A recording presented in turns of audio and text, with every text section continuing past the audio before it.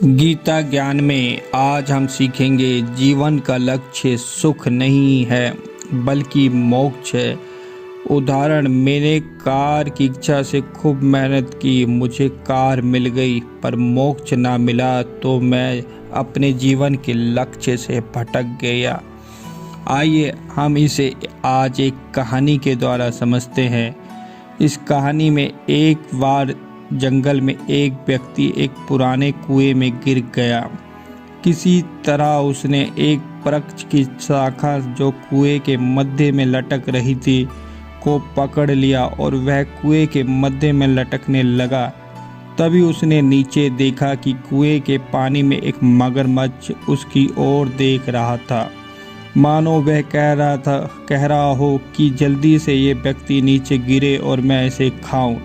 इतने में कुएं के ऊपर एक शेर आ गया, मानो वह कह रहा हो कि जल्दी से ये आदमी ऊपर आ जाए और मैं इसे खा जाऊं। इतने में दो चूहे, उसमें से एक सफ़ेद रंग का और एक काले रंग का था, उसे लता को बारी बारी से काटने लगे जिससे व्यक्ति लटका हुआ था। वह व्यक्ति बहुत डर गया। कुएं के एक कोने में शहद का बहुत बड़ा छत्ता था, वहां से शहद की कुछ बूंदें नीचे टपक रही थी।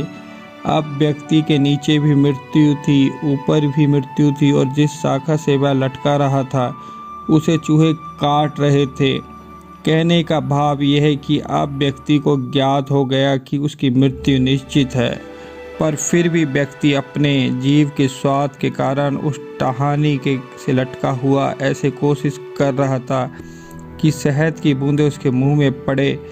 कोई कोशिशों के बाद शहद की कुछ बूंदें उसके मुंह में गिर जाती है। इस तरह वह शहद का स्वाद लेने लग जाता है।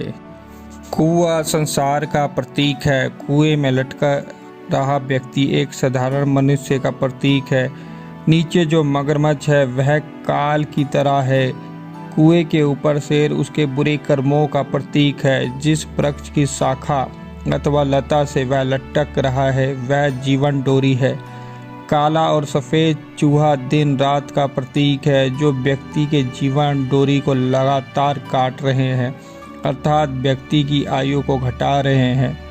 अब उस व्यक्ति का मरना तय है, लेकिन फिर भी वह स्वाद ले रहा है। प्रत्येक मनुष्य को ये पता है कि मृत्यु निश्चित है। मृत्यु उसके प्रतीक्षा भी कर रही है।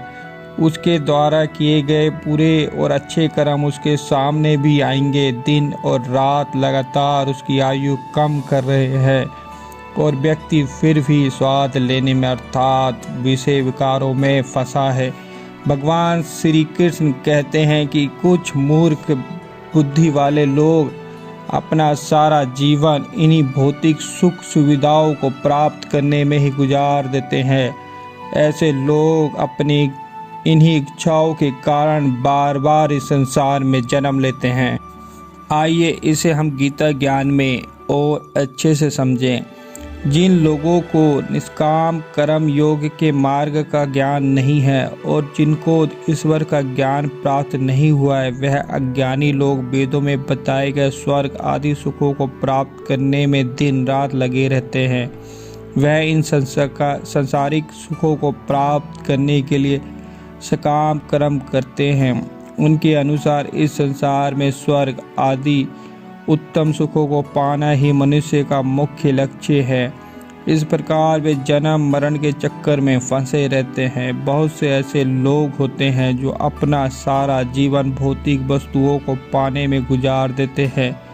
ऐसे लोगों को यदि एक वस्तु मिलती है तो वह दूसरी की कामना करने लगते हैं। अगर उन्हें उनकी मनचाही वस्तु नहीं मिलती तो वह दुखी होने लगते हैं।